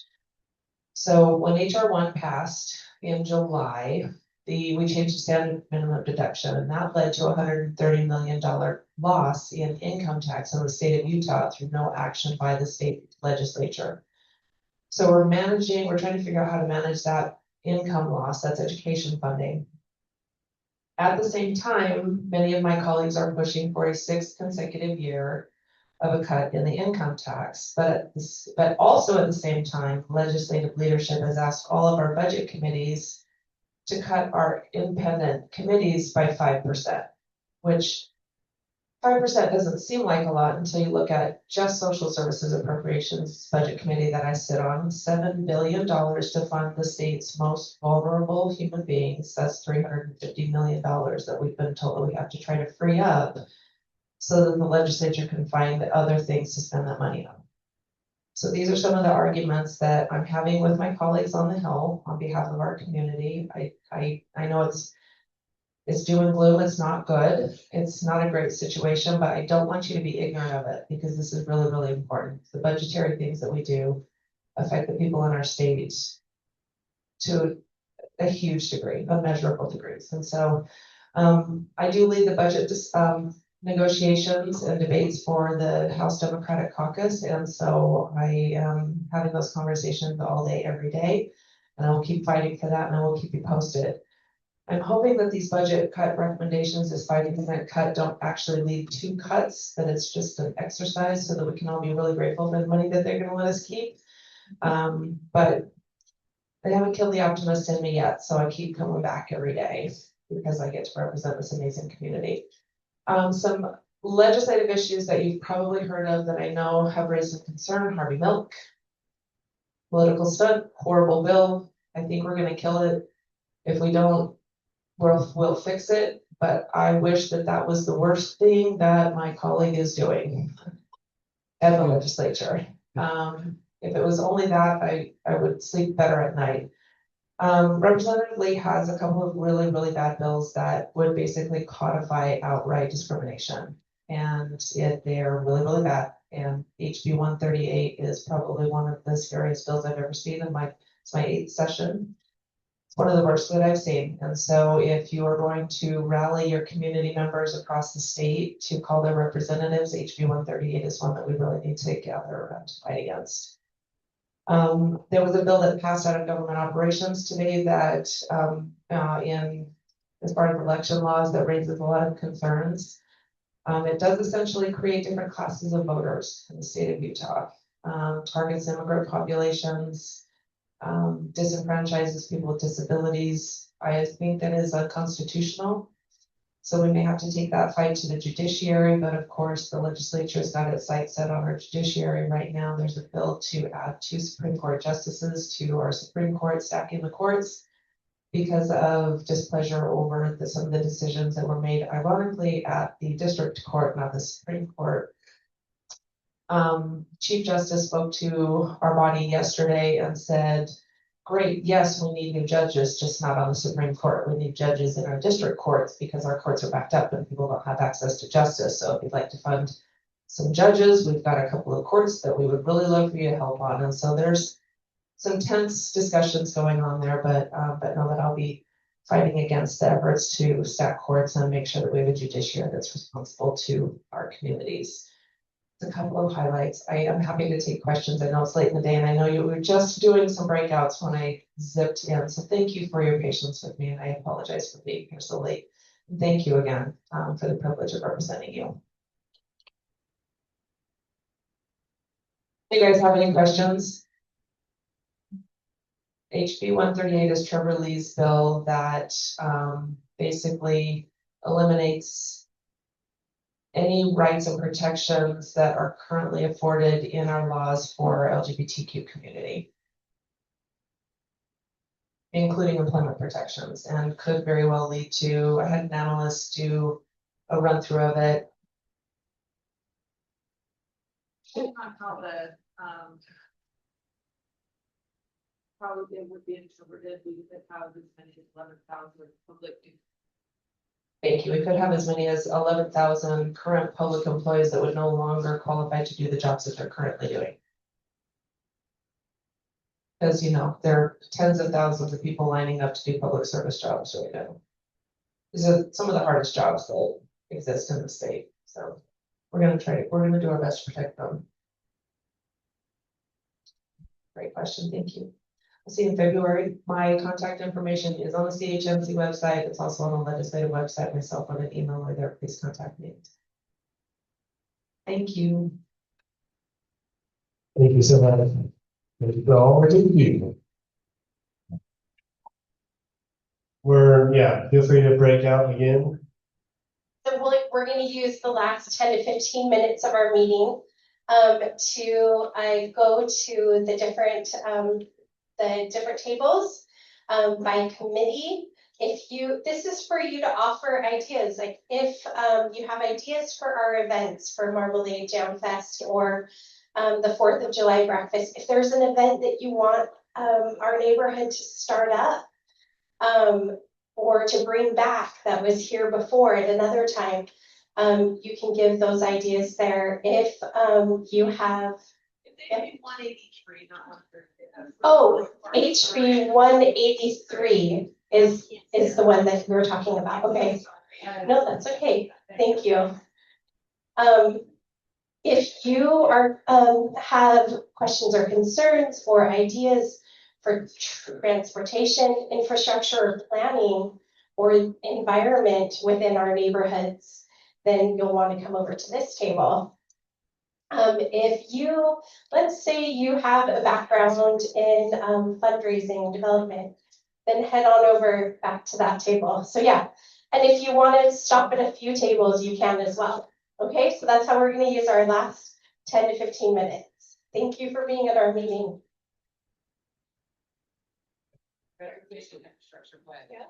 And if you have any questions or you need to be directed, come talk to one of the people that have been.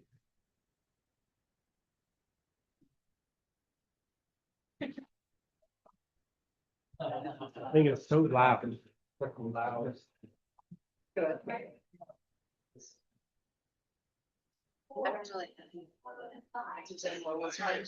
Will we go to this front table?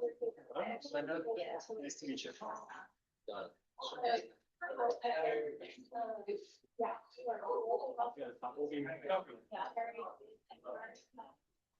No, one comment.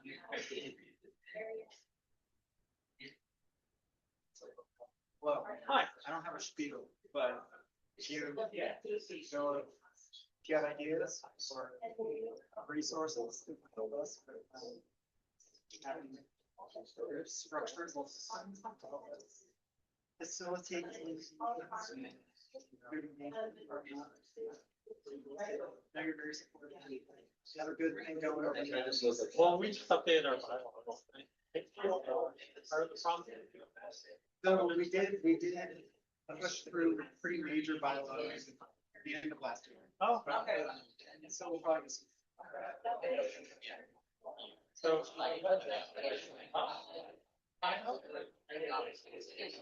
I mean. Well, kind of, I can, just keep on the others. We are, so, Brett, if there's any tables here, we do want to. One thing. So.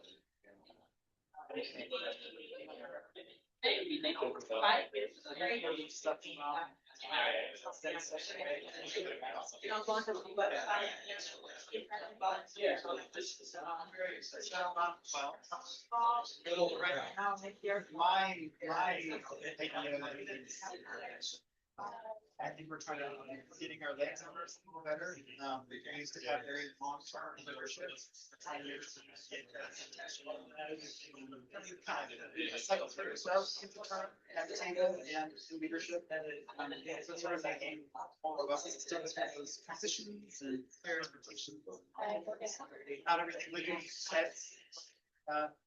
As a lot was necessarily just kind of sitting down, talking about things, so together, how we can make all parts and one person does it. So yeah, sounds like all things. You all are wrong. Yeah, exactly. Plastic. Yes. All right, sure.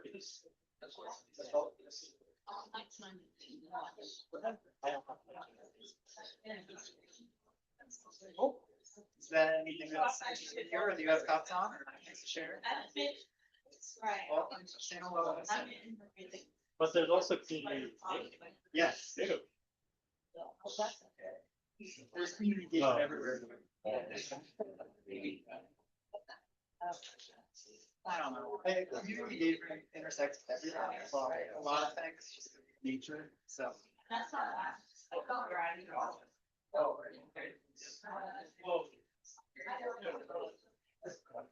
Yeah, I'll be on.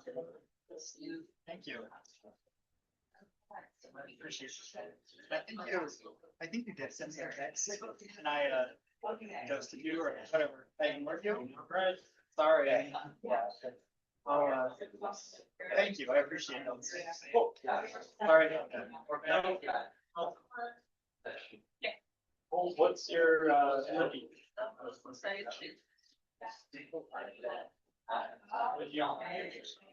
You want to say more? Well, Yeah, I think that. Oh, school.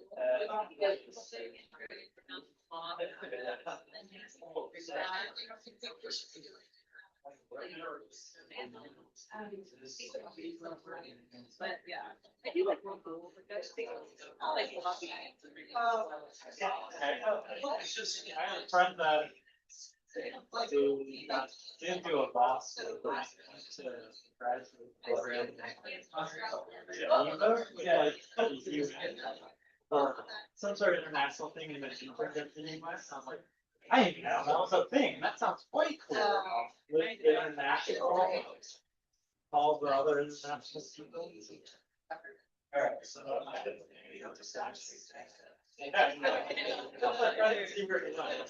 I sure really like.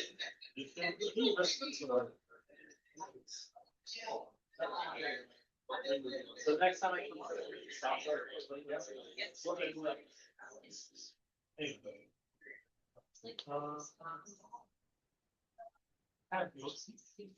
right, they have not waiting evidence.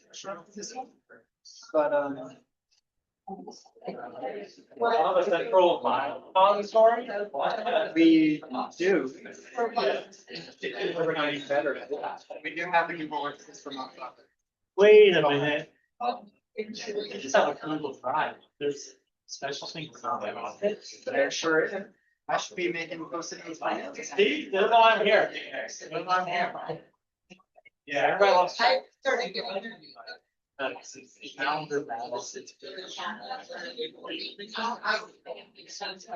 Yes, indeed. So the exchange. I did make a big finance here, so. Yeah, yeah. What? Sorry. Oh, use that term that might work. It's like, so. And then I actually don't have to stop.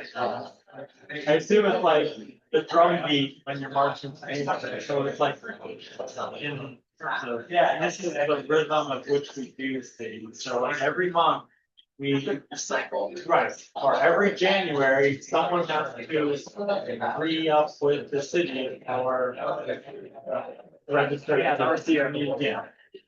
Every March, you do your taxes. So there's annual pages, monthly pages. Hey, you're done with finances. Having that is like a one page. Nice to cancel you. Okay, this is what we do.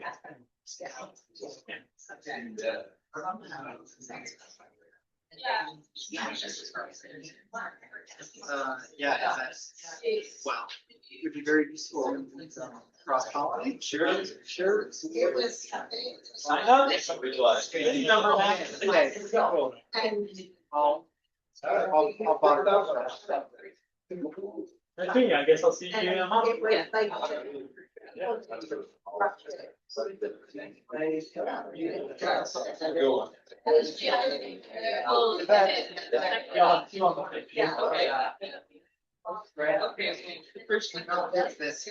It's this way. It's this way. It's the fourth bracket. Yeah, I don't think so. I thought it was.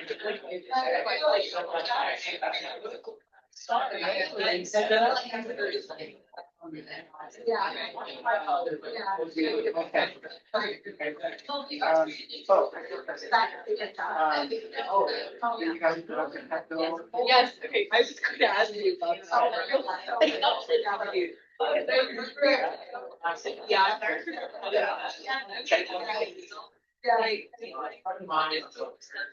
Okay, yeah, you want to sit down and do that for a moment? That sounds good.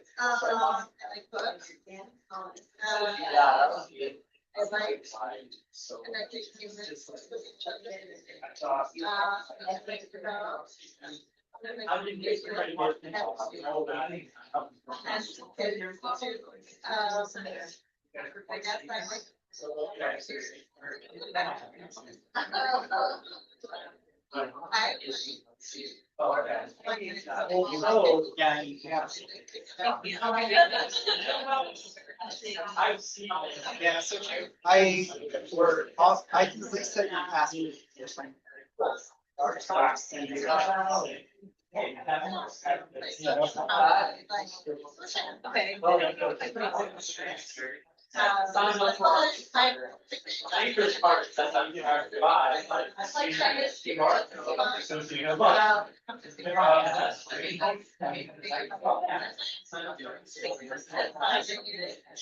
Yeah, okay, so go back. It doesn't. So. Let me look at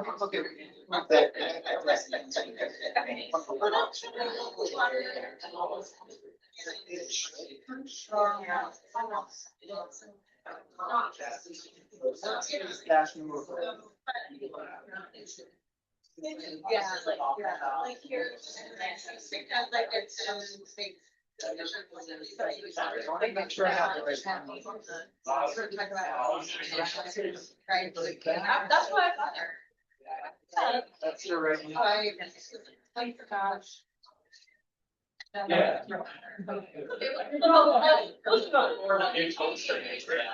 Well, it was. Oh, okay. Yeah. Oh, great. Thank you so much.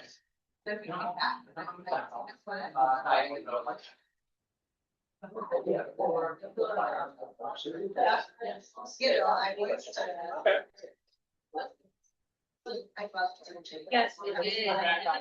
That makes sense. So you're fine. So if you click through that, it should give you a setup. Oh, okay.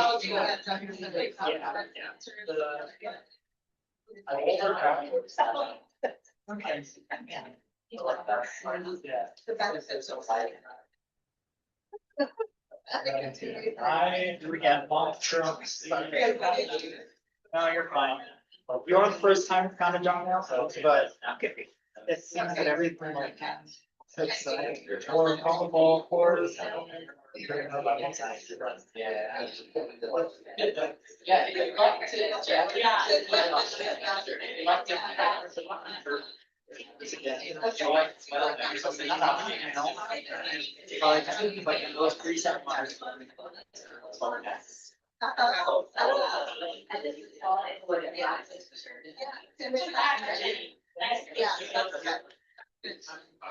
Sorry about that. Oh, you're really. And then, did you have another question, or is this gonna take going on? Yes. You are.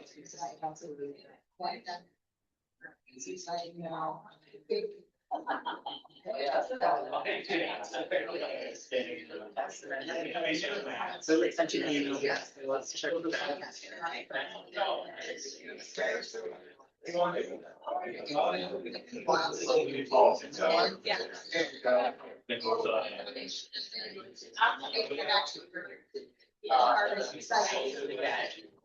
everything you do for that, so. Drive. Like or share.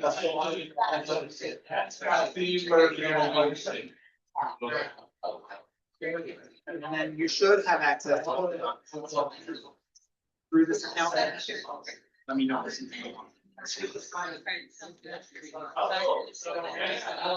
Yeah, if you go to the shares. Okay.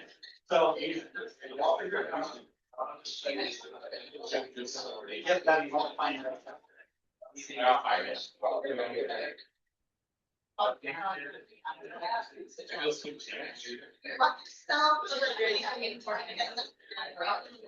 I don't think so. There's just been a lot of like transition stuff. So probably not too worried about it.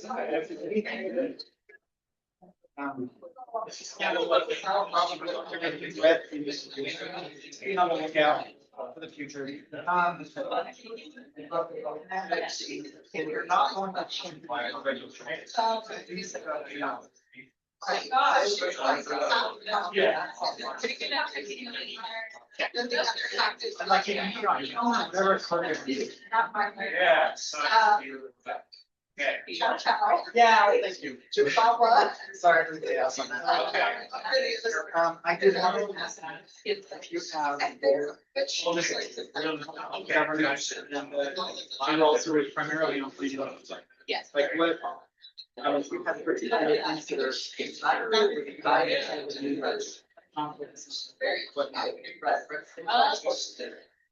do right.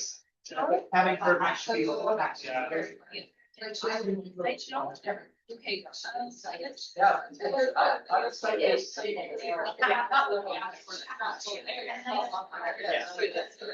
So I think this semester, my current sunshine goals, informed by the people that are having to I actually.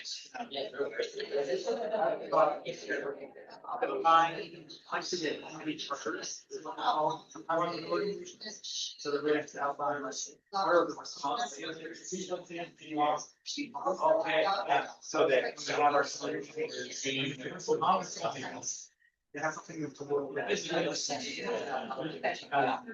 it's like a formal. This is what's important aspect.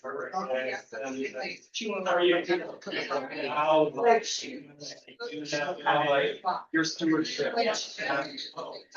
Stewardship candidate better. So. Really outlining that purpose. And probably with to get those. Yeah. Just starting the same. Yeah.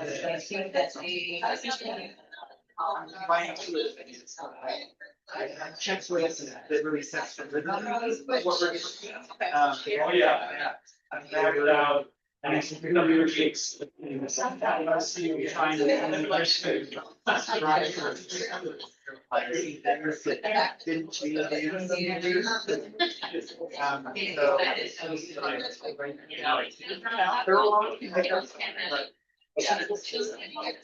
Oh yeah. Does that make sense? Yeah. So if we. Yeah, it'd be, helping compare those and, you might have any conversations with on.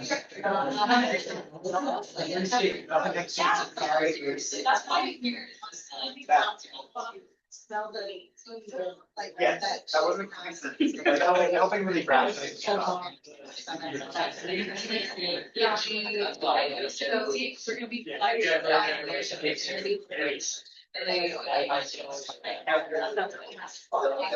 Dan, hey, howdy, that's me, it's John. Oh, nice to meet you. I heard that you were for.